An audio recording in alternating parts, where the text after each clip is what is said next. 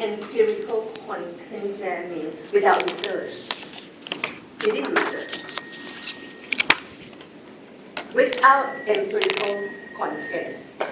Mean he didn't do research or evidence to justify his idea. โดยการ did research, right? He said, oh, society is so important. Okay, see, I do research, I show you. Yeah, suicide is caused by society. But he didn't, Parsons didn't. Realist epistemology. Is epistemology that will come later on, chapter 3. That realists are people who don't focus on research. They focus on theory, especially theoretical triangulation. Yeah, we'll go through that later on. Yeah, but just get you familiar with the fact that Parsons' idea is abstract theoretical idea. Yeah, he did not back his idea with research. And you say, how can? Then isn't it common sense? Isn't it common sense? Later on, the realists will come and tell you, no, it may not be common sense. Later, people play down the importance of research. Yeah, one perspective that does that is realist epistemology. Okay. Social order, so change in real society, power, you don't have it in Parsons' idea. And that later becomes one criticism of this perspective. Yeah, that they don't look at power. Yeah, you may want to write that down. I'm not sure where I had it there. I don't have it in my criticism. Okay, no theory of power. Yeah. But then Parsons said, not true, I do have, and then he created the theory of power. But however, many people say, okay, this one is not really about power. Okay, what he's trying to tell people is that, specifically, he wants to show people how order is maintained, how wealth and modernization to be created. In fact, he wanted to tell people how to get rich like the American. How to get rich as America. Yeah, as rich as America. That was his intention. And after Parsons, there was another perspective that came out called modernization theory. Modernization theory, but it's not the content of this subject, guys, so we are not going to do it. Yeah. But modernization theory is really about, if your country is still poor, if Myanmar is poor today, how do you get Myanmar rich, That perspective has root in Parsons' idea. How wealth and modernization be created. Yeah? You can write down that part so that you can remind yourself that after this perspective, a modernization theory is created. Yeah? To see how countries can be as rich as America. The key answers, or his focus, is structural, functionalism, and values. Structure, just like Durkheim. Organic analogy, parts and whole, division of labor here. Function, functional analysis. All parts function to fulfill the whole, to maintain the whole. Values, moral regulation. In fact, no different from Durkheim, just different languages. Now, this is in your subject guide.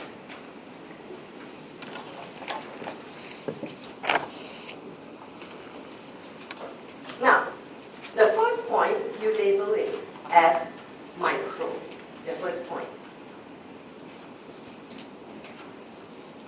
The second point, you label it as structure.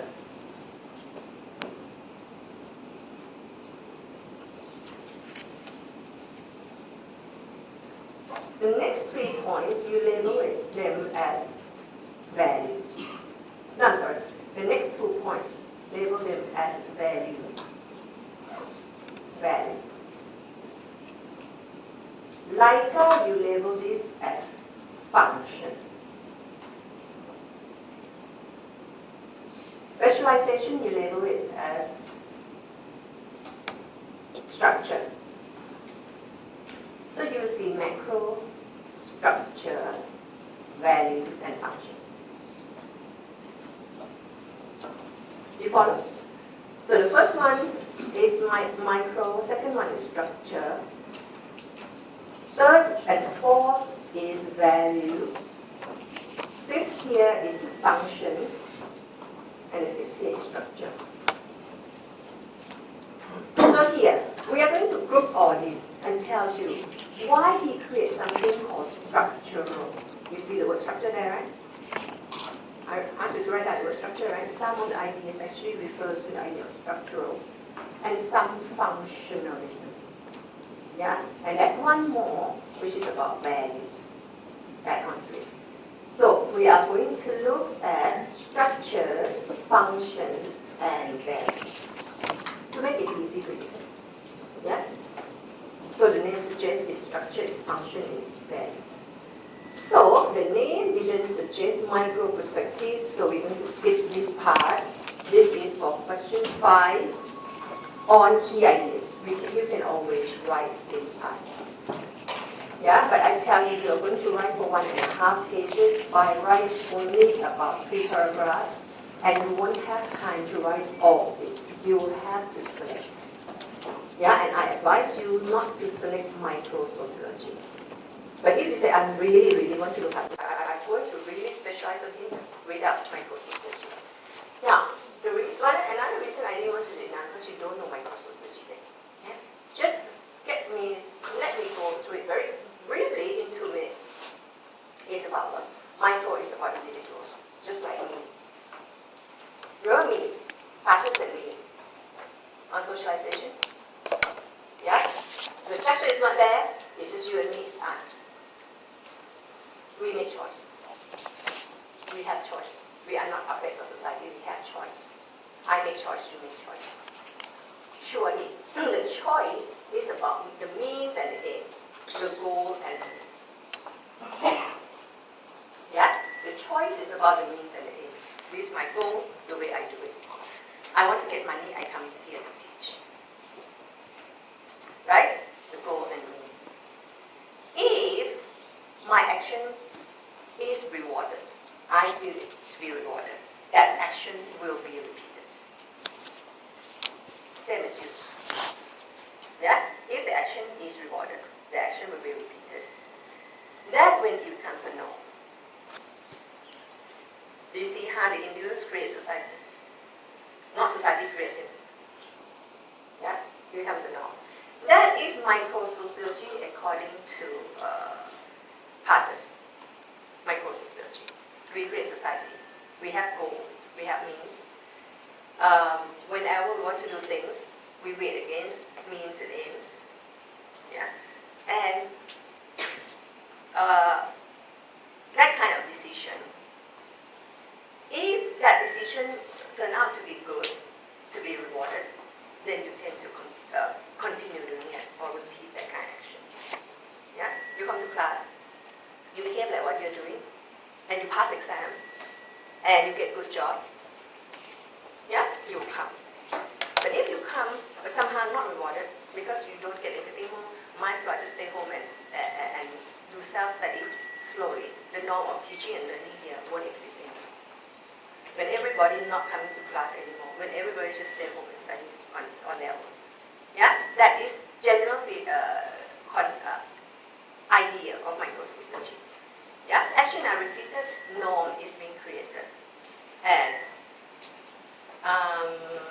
that give rise to set of expectation. I say I'm not going to do it, I finally do it quite. Okay. The macro idea, okay, social role, social institution, also this one, go back and read up yourself. This one also not, even though it is structural functionalism, I don't think you need me to do this one. Okay, you need me to do this one here. Write the word structural approach, question 1 and 5 there.